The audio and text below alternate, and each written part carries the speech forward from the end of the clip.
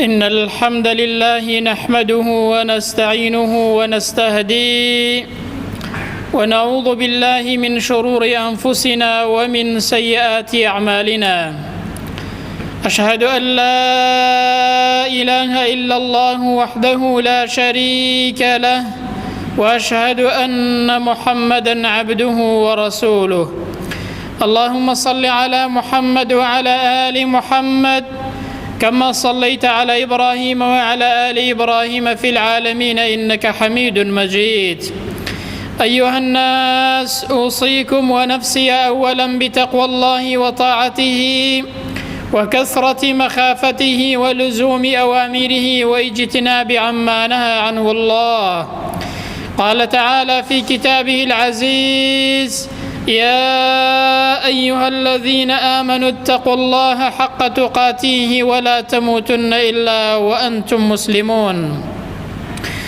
أما بعد فإن أصدق الحديث كتاب الله وخير الهدي هدي محمد صلى الله عليه وسلم وشر الأمور محدثاتها وكل محدثة بدعة وكل بدعة ضلالة وكل ضلالة في النار أما بعد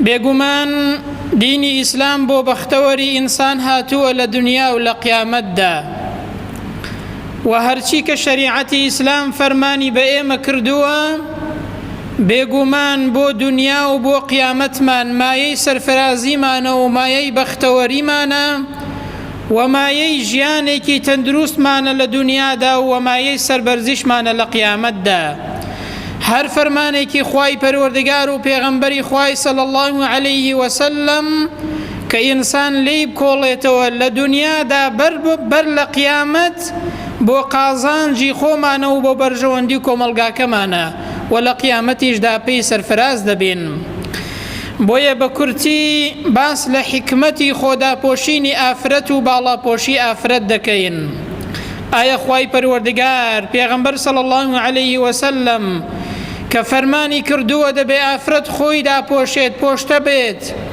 حیجابێک و بەرگ و پۆشاکێکی ڕێک و پێکی لەبەردا بێت حکمت لە خۆداپۆشینی ئافرەت چییە؟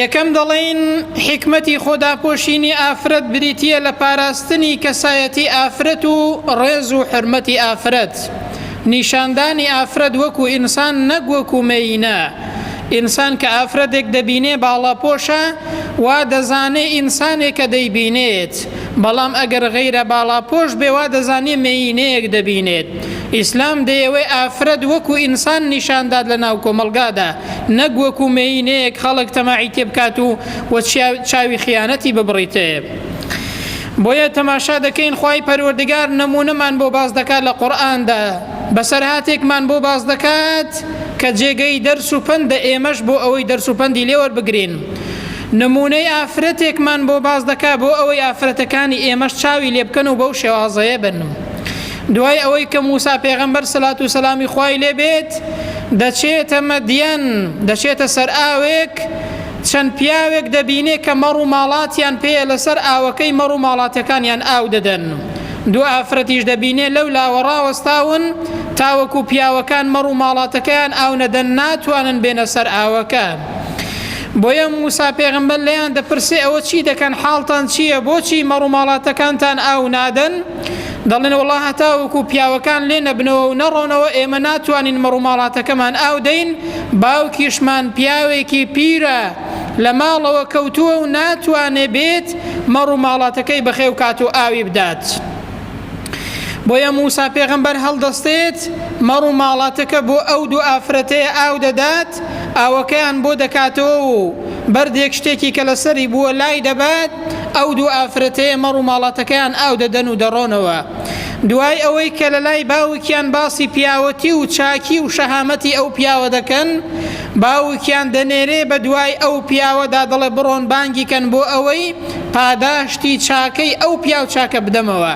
جا قورئان ئەوەمان بۆ باز دەکات کاتێک کە ئافرەتەکە دێت بانگی موسا پێغەمبەر دەکات بۆ ئەوەی باوکی چاکەکەی بداتەوە پاداشتی چاکەکەی بداتەوە تەماشاکەن قورئان چۆن باز دەکات دەفەرمێ فجاءته إحداهما تمشي على استحياء یەکێک لەو دوو ئافرەتانە هات کاتێک کە بە ڕێگادا دەڕۆیشت بە شێوازێکی حیا و حەشمەت و ڕێکوپێک بە شێوازێکی داپۆشرا و پۆشتە بە ڕێگادا دەڕۆیشت و هات بۆ لای موسا پێغەمبەر فەرمووی قال إن أبي يدعوك ليجزيك أجر ما سقيت لنا گوتی باوکم بانگت دەکا بۆ ئەوەی پاداشتی ئەو چاکەیەت بداتەوە کە لەگەڵ ئێمەدا کردت. بەڕێزان نەیگوت وەرە من بانگت دەکەم بۆ ماڵەوە ئیشمان پێی، فەرمووی باوکم بانگت دەکا بۆ ئەوەی پاداشتی ئەو چاکەیەت داتەوە کە لەگەڵ ئێمەدا کردت.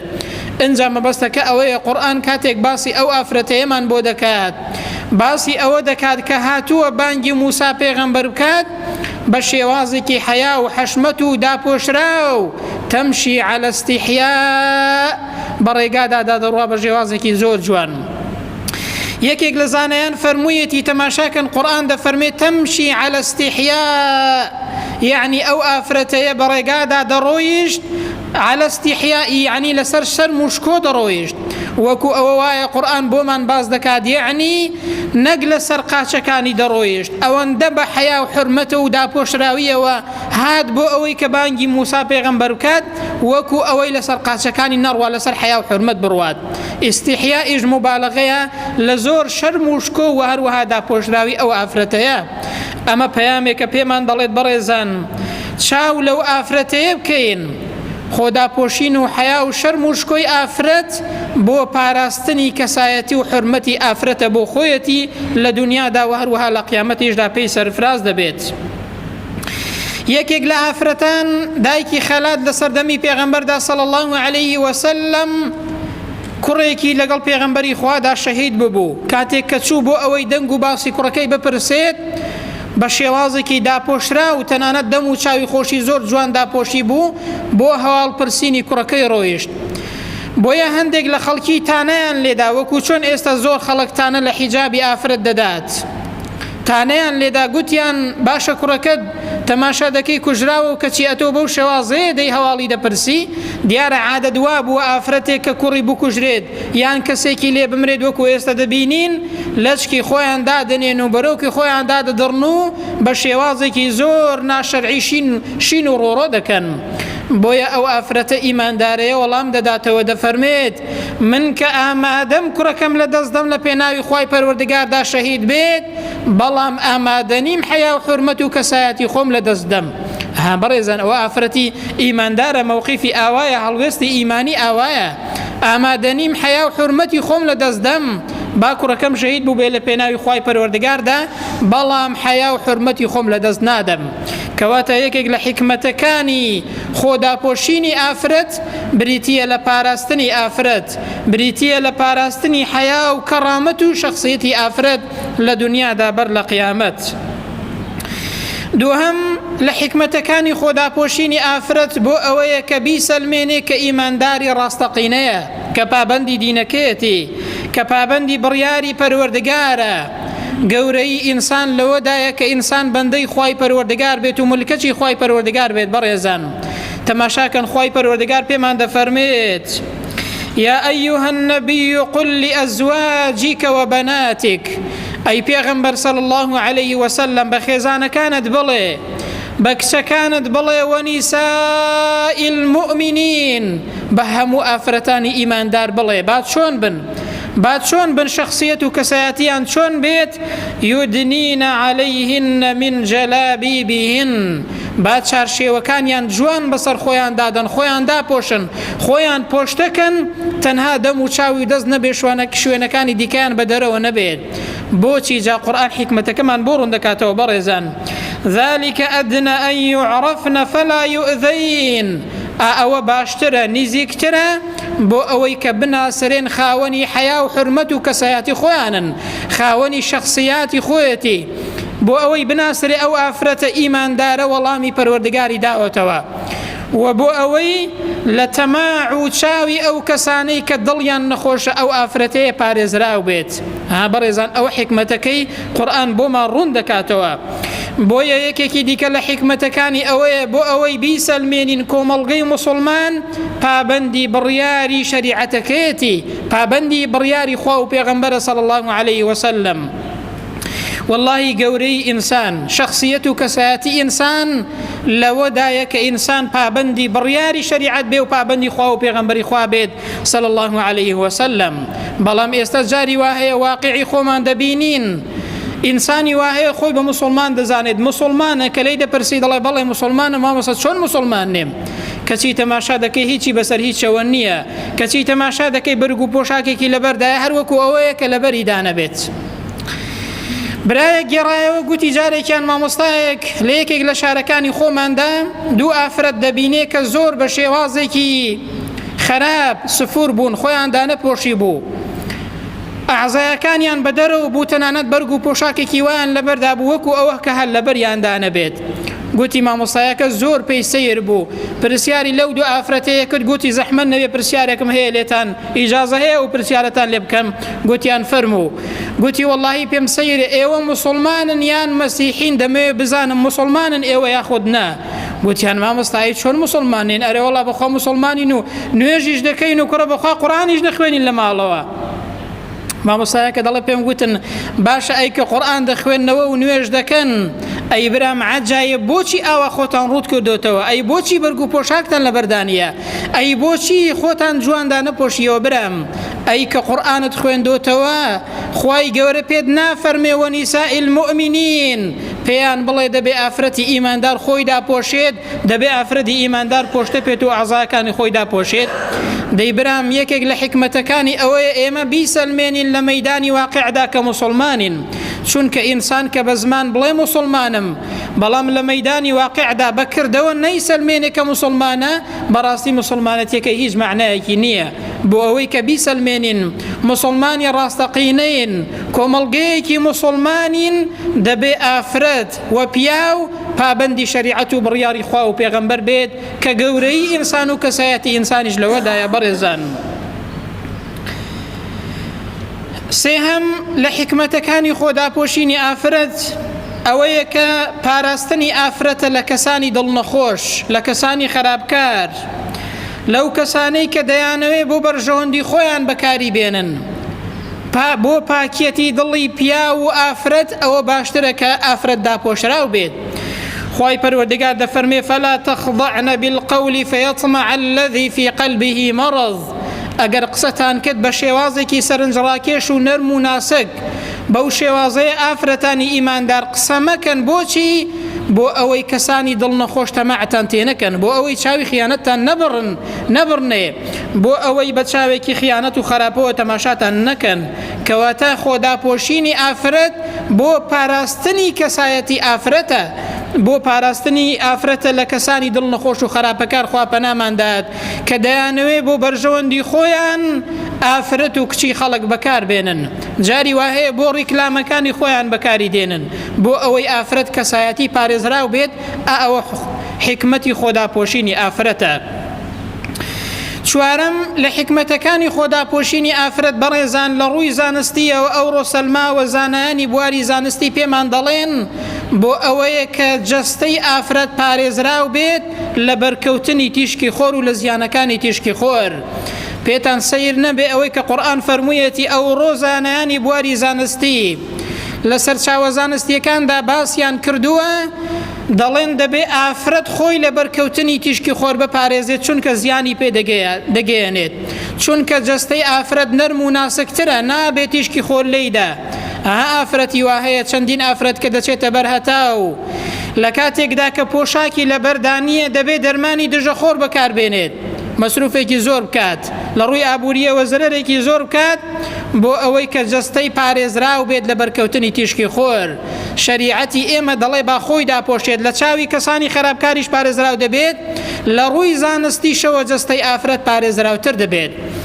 بەڵێ لە ڕووی کۆمەڵایەتیەوە پێگەی بەهێزتر دەبێت. لە یەکێک لەو گەنجانە دەپرسن کە زۆر گاڵتە بە ئافرەتان دەکەن، لە یەکێک لەو گەنجە خراپانە دەپرسن دوو لە ڕووی جەنابتان دەڵێن ئافرەتی حیجاب و ئافرەتی سفورت بەلاوە چۆنە، کامیان پێگەی بەهێزترە لەلات؟ یەکێک لەو گەنجانە وەڵام دەداتەوە دەڵێ وەڵڵاهی ئەو کەسانەی ئەو ئافرەتانەی کە باڵا پۆشن و حیجابن و بەرگ و پۆشاکیان لەبەردایە وەڵڵاهی ناتوانین پڕ بە چاومان تەماشایان بکەین، بە چاوی ڕێز و حرمەتەوە تەماشایان دەکەین، ناتوانین سوکایەتیان پێ بکەین. دەزانین چونکە کەڕامەتی خۆیان پاراستووە. بەڵام ئەوانەی کە هەمیشە خۆیان بۆ خەڵک عەرز دەکەن، گەنجەکان هەمیشە دوای ئەوانە دەکەون و گاڵتەیان پێ دەکەن و لە زۆربەی وڵاتەکانیش دەستدرێژیان دەکەنە سەرێ دوور لە ڕووی جەنابتان. ها بەڕێزان، لە ڕووی کۆمەڵایەتیشەوە ئافرەت پێگەی بەهێزتر ئەگەر داپۆشراوتر بێت. و هەروەها لە ڕووی دەرونیەوە زانایانی بواری زانستی پێمان دەڵێن ئافرەتی حیجاب ئافرەتێک کە خۆی داپۆشیوە لە ڕووی دەرونیەوە هەست بە دڵنیایی زیاتر دەکات، هەست بە ئاسوودەیی زیاتر دەکات، هەست بە ڕێزی بەرامبەرەکەی زیاتر دەکات. بەڕێزان، لە ئەمریکا و لە چەندین وڵاتی دیکەی ئەوروپی ڕۆژانە بە سەدان ئافرەتی سفور دەستدرێژی دەکرێتە سەرێ، بەڵام کەمترین ئافرەت کە دەستدرێژی دەکرێتە سەرێ ئافرەتی باڵاپۆش و ئافرەتی حیجابە. ها بەڕێزان، ئێمە نازانین جاری وایە لە حکمەتی ئەو دینە و ئەو شەریعەتەمان حاڵی نابین، بەڵام هەمووی بۆ بەرژەوەندی خۆمانە لە دنیادا بەر لە قیامەت. بەڵێ زانست پێمان دەڵێت نابێ ئافرەت لە یەکێک لە سەرچاوە زانستیەکاندا کە لە گۆڤاری هەیف و لە سەرچاوە زانستیەکانی دیکەدا بڵاو کراوەتەوە، دەڵێ پێویستە ئافرەتان خۆیان لە بەرکەوتنی تیشکی خۆر بپارێزن، بە تایبەت ئەو ئافرەتانەی کە تەمەنیان لە سەرووی 15 ساڵە. الله تەماشاکەن بەڕێزان، ئەوە حکمەتی ئەو فەرمایشتەی پێغەمبەری خوایە صلی الله عليه وسلم کە دایکمان عائیشە بۆمان دەگێڕێتەوە، دەفەرمێ ڕۆژێکیان ئەسمائی کچی ئەبوبەکر هاتە ماڵی پێغەمبەر صلی الله عليه وسلم. لەو کاتەیەدا کە بەرگ و پۆشاکێکی زۆر تەنکی لەبەردا بوو، پێغەمبەر صلی الله عليه وسلم پێی فەرمووی: یا ئەسماء، ئەی ئەسماء، إن المرأة إذا بلغت المحيض لم تصلح أن يرى منها إلا هذا وهذا، وأشار إلى وجهه وكفيه. فرمي أي أسماء، آفرت كاتك جيشت حد بلوغ، كاتك كتمني جيشت أويك بينويش بيت كبلوغي ببيت. پیغمبر فرمووی صلی الله علیه وسلم ناگونجێ کە تەنها لە ئەو دوو شوێنە زیاتر بەدەرەوە بێت، ئاماژەی بۆ دەستی و هەروەها بۆ دەم و چاوی کرد، تەنها ئەو دوو شوێنە نەبێت، دەبێت شوێنەکانی دیکەی داپۆشێت. دەی ئەوڕۆ زانایانی بواری زانستی گەشتونەتە ئاو قەنەعاتەی ئافرەت لە سەرووی 15 ساڵەوە نابێت تیشکی خۆری بەرکەوێت. تەنانەت زانایانی بواری زانستی پێمان دەڵێن ئەگەر زۆر تیشکی خۆر بەرجەستەی ئافرەت کەوێ تووشی شێرپەنجەی پێز دەبێت. ها بەڕێزان، ئەمە حکمەتی ئەو فەرمایشتەی پێغەمبەر و شەریعەت و دینەکەمانە، ئەوە حکمەتەکەیەتی بۆ پاراستنی کەڕامەت و تەنانەت لاشەی ئەو ئافرەتەشە. ئەنجا پێنجەم لە حکمەتەکانی بەڕێزان ئەوەیە کە بەرگ و پۆشاک بۆ ئینسان جوانیە، نەک ڕووتی و نەک بەرەڵایی و نەک خۆ عەرزکردن بۆ خەڵک جوانی بێت. یەکێک لەو ئافرەتانە کە جارێک قسەی دەکرد دەیگوت من بە ئافرەتی سفور ناڵێم سفور، دەڵێم پێشکەوتن خواست. ئەوە تێڕوانینی ئینسانێکە کە لە ئیمان و لە ئیسلامەتیەوە بیر ناکاتەوە، بە بیرکردنەوەیەکی دیندارانە بیر ناکاتەوە. دەی بەڕام ئەوە کەی پێشکەوتنە؟ پێشکەوتن ئەوەیە کە ئینسان لە خوای گەورەوە پێشکەوێت، پێشکەوتن ئەوەیە کە ئینسان لە خوای پەروەردگاری خۆی نزیک بێتەوە، ئەوەیە کە ئینسان پابەندی دینەکەی بێ و ملکەتی شەریعەتی دینەکەی بێت برام، ئەوە پێشکەوتنە. بۆیە ئێمە پێمان وایە کە بەرگ و پۆشاک جوانیە بۆ ئافرەت، نەک ڕووتی و خۆ عەرزکردن پێشکەوتووی بێت کە زۆر کەس جاری وا هەیە بانگەشە دەکات. بڕواتان بێت چەندین ئافرەت هەیە پێی خۆشە خۆی داپۆشێت، بەڵام جاری وا هەیە لەبەرتانەی هەندێک کەس ناوێرێت. چەندین ئافرەت بووە وەڵڵاهی بۆ خۆم ئاگادار بووم کە لە ماڵەوە ڕۆیشتووە لەچکی بەسەرەوە بۆ کە چۆتە زانکۆ لەبەرەوە کە تانەی لێنەدەن لەچکەکەی داناوە. بزانە قورئان چیمان پێ دەفەرمێت، بزانە ئینسانی ئیماندار دەبێت چۆن بیرکاتەوە برام. قورئان پێمان دەفەرمێ یا بەنی ئادەم، ئەی وەچەی ئادەم، ئەینەوەکانی ئادەم، قد أنزلنا عليكم لباسا يواري سوآتكم وريشا. ئێمە بەرگ و پۆشاکێکمان بۆ ناردوون، بەرگ و پۆشاکێکمان بۆ نازڵ کردوون کە مایەی داپۆشینی عەورەتتانە و هەروەها مایەی جوانیتانە. لباسا يواري سوآتكم وريشا، یعنی مایەی جوانیتانە، مایەی ڕازاوەییتانە، بڕواتان بە ئینسان کە پۆشاکی لەبەردانیە زۆر ناشیرنە، بەڵام کە پۆشاکی لەبەردایە زۆر جوانتر دەردەکەوێت. تەنها لە بەرچاوی ئەو کەسانە نەبێت کە ئیمانیان نییە، کە بڕوایان نییە، کە بە پێی دینەکەیان بیر ناکەنەوە. خوا پێمان دەفەرمێ ئەو پۆشاکە مایەی جوانیتانە، خوا پێمان دەفەرمێ ئەو پۆشاکە مایەی جوانی و دابێ وەڵا کاکە سفوری پێشکەوتنە و جوانیە کەچی خۆدا پۆشین دواکەوتویە، بەڕاستی پێچەوانەکەی ڕاستە. بۆچی؟ چونکە لە ڕاستیدا سفوری و بەڕەڵایی و خۆ عەرزکردن بۆ خەڵک جەهالەتە و گەڕانەوەیە بۆ دواوە. بە بەڵگەی چی؟ بە بەڵگەی ئاەتی قورئان. خوای پەروەردگار پێمان دەفەرمێت وەلا تەبەڕەجنە تەبەڕوجە الجاهیلیەتی الئولا، خۆتان ڕوود مەکەنەوە، خۆتان عەرز مەکەن بۆ خەڵک وەکو جاهیلیەت و نەفامی سەردەمی پێش پێغەمبەر صلی الله علیه وسلم. کەواتە سفوری نەک پێشکەوتنە، گەڕانەوەیە بۆ سەردەمی پێش پێغەمبەر، دواکەوتویە نەک پێشکەوتیە و پێچەوانەکەی ڕاستە برام. ئەوە ئاەتی قورئانە. قورئان وا دەفەرمێت بە ئینسانی ئیمانداریش بیر و باوەڕەکەی بەو شێوازەیەی بێت. ئەنجا لە ڕاستیدا ڕووتی خۆ عەرزکردن و بەڕەڵایی بۆ حەیوانە دوو لە ڕووی جەنابتان، بەڵام خۆداپۆشین و مولتەزیمی و پابەندی بە بڕیاری شەریعەتەوە ئەوە سیفەتی ئینسانە بەڕێزان، ئەوە پیشەی ئینسانە. ڕووتی بۆ حەیوانە، بەڕەڵایی بۆ حەیوانە کە هیچی لەسەر نییە و لێپرسینەوەی لەسەر نییە، بەڵام پابەندی و ملکەچی بۆ ئینسانی ئیماندارە، بۆ ئینسانە کە خوای گەورە ئەرز و ئاسمانی لەبەر ئینسان دروست کردووە. بەڕاستی پابەندی گەورەی ئینسان لە پابەندیەکەیدایە بەڕێزان. کەواتە لە ڕاستیدا ئێمە لەوەوەش فێر دەبین کە حکمەتی خۆداپۆشینی ئافرەت ئەوەیە کە لە ڕاستیدا پێی جوان دەبێت، ئەوەیە کە حیا و کەڕامەتی پێدا مەزراو دەبێت و هەروەها پێی پارێزراوتر دەبێت. ئەنجا شەشەمین و کۆتا هەمین لە حکمەتەکانی خۆداپۆشینی ئافرەت بەڕێزان ئەوەیە کە لە ڕۆژی قیامەتدا لە ئاگری دۆزەخ پارێزراو دەبێت. ئەگەر لە دنیادا کەسایەتی پێدەپارێزرێت، لە دنیادا حیا و حرمەتی خۆی پێدەپارێزێت، لە دنیادا شخصیت و کەسایەتی خۆی پێدەپارێزێت و دەیسەلمێنێت کە ئینسانێکی ئیماندارە، دەیسەلمێنێت کە پابەندی بڕیاری شەریعەتەکەی خۆیەتی. ئەگەر بۆ دنیا بۆ پارێزرانی خۆمانە، لە قیامەتیشدا ئەو کەسەی کە خۆدا دەپۆشێت لە ئاگری دۆزەخ پارێزراو دەبێت. پێغەمبەر صلی الله علیه وسلم دەفەرمێ صنفانی من ئەهل النار، خوا پەناماندا دەفەرمێ دوو جۆرە کەس هەن، دوو صنف هەن کە ئەهلی ئاگرن. دەفەرمێ ئەمن نەمبینون، خوای گەورە پەناماندات. دوو جۆرە کەس هەن ئەهلی ئاگرن. تەماشاکە ئینسانی مسلمان، ئافرەتی مسلمان، خوشک و دایکی مسلمان هەوڵدە لەو کەسانە نەبی کە پێغەمبەری خوا دەفەرمێت صلی الله علیه وسلم ئەو کەسانە ئەهلی ئاگرن، خوای گەورە پارێزراومان کات. بڕواتان بە ئینسان هەموو دنیای هەبێ، بەڵام ئەهلی ئاگر بێ وەکو ئەوایە کە هیچی نەبێت. بۆیە پێغەمبەر دەفەرمێ یەکێک لەو دوو جۆرە کەسانە کە ئەهلی ئاگرن، دەفەرمێ ئەمن نەمبینیون ونساء كاسيات عاريات، ئەو ئافرەتانەی کە ڕوتن، ئەو ئافرەتانەی کە بەرگ و پۆشاکێکیان لەبەردایە بەڵام وەکو ڕوود بن ئاوایە. پێغەمبەر صلی الله علیه وسلم دەفەرمێ یەکێک لەو دوو جۆرە کەسانە، لەو دوو صنفانە، لەو دوو تاقمانەی کە ئەهلی ئاگرن، ئەو ئافرەتانن کە بەرگ و پۆشاکێکیان لەبەردایە بەڵام وەکو ئەوایە کە ڕوود بن، وەکو ئەو ڕۆکە دەیبینین کابۆی لەبەردایە، سترێجی لەبەردایە، هەموو ئەندامەکانی لەو پۆشاکەیدا دەردەچێتەوە. شتێکی لەبەردایە بەڵام بڕواتان بێجاری وایە کە لەبەریدا نەبێ باشترە، شتێکی لەبەردایە بەڵام وەکو ئەوە وایە کە هیچی لەبەردا نەبێت. دایک و خوشکی مسلمان، ئینسانی مسلمان، کۆمەڵگەی مسلمان هەوڵ دە یەکێک لەو حکمەتانەی کە خۆداپۆشینی ئافرەت، کە یەکێک لەو حکمەتانەی کە لە خۆداپۆشیندا هەیە، ئەوەیە لە ڕۆژی قیامەتدا لەو کەسانە پارێزراو دەبی کە پێغەمبەری خوای دەفەرمێ صلی الله علیه وسلم ئەهلی ئاگرن. دەیبرام ئینسان لە دنیادا هەر چۆنێکی بژیێ دەبڕێتەوە.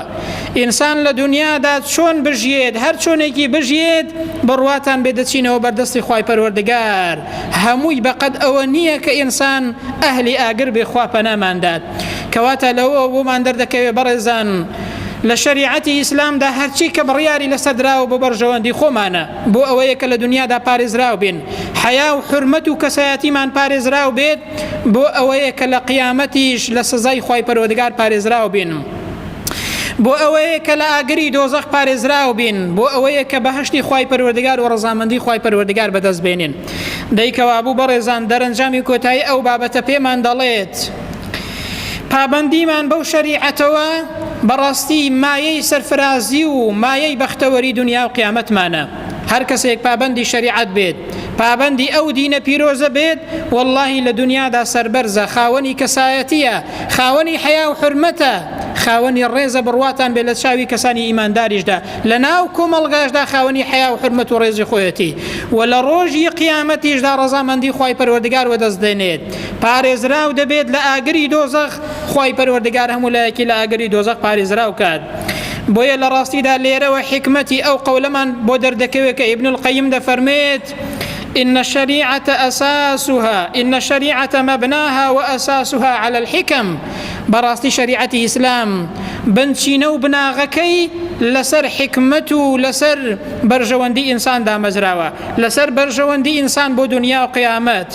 أو شريعة هموي عدل دات پرورية، هموي رحمتي خواهي پروردگارة، هموي بو برجواندي دنيا وقيامتي إيميا، بو پارزراني إيميا لدنيا دا وبو پارزراني إيمش للروج قيامت دا. ئێمەش دوعا دەکەین و دەپاڕین و دەڵێن یا ڕەبی خوایە گیان بۆ خاتری ناوە جوان و سیفەتە بەرزەکانی خۆت کەی، یا ڕەبی خوایە گیان بۆ خاتری گەورەی خۆت کەی، ئێمەش هەشت بە بەرپرسیارەتی گەورەی خۆمان بکەین، هەشت بەوە بکەین لە ناو کۆمەڵگادا دەبێ ئێمە وەکو باوک وەکو برا ئامۆژگاری خەڵکەین، خەڵک وشیارکەینەوە، ئامۆژگاری خوشک و دایک و خێزانەکانمان بکەین بەو شێوازەیە کە شەریعەت دەڵێت بەو شێوازەیە بین. یا ڕەبی خوایە گیان وامان لێ بکەی بەو شێوازەیە کە شەریعەت دەڵێ، بەو شێوازەیە کە دینەکەی تۆ دەڵێ، ئێمەش بەو شێوازەیە بین بۆ ئەوەی لە دنیادا بەختەوەر بین و لە ڕۆژی قیامەتیشدا سەرفراز بین. یا ڕەبی خوایە گیان وامان لێ بکەی پابەندی ئەو دینە پیرۆزەی تۆ بین. یا ڕەبی خوایە گیان وامان لێ بکەی هەمیشە بەندەیەکی ملکەتی تۆ بین، ئەتۆش لە دنیادا سەربەرزمان کەی و لە ڕۆژی قیامەتیشدا عاقبەت خێرمان کەی.